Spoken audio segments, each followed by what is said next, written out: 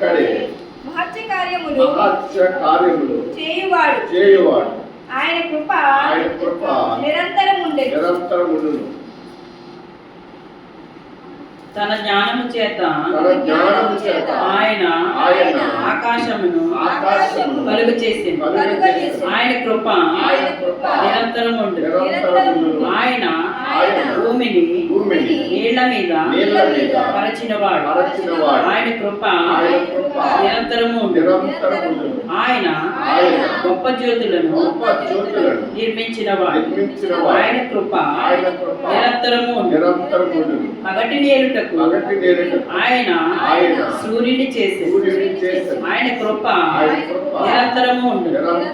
రాత్రి నేలుటకు ఆయన చంద్రుని నక్షత్రములను చేసెను.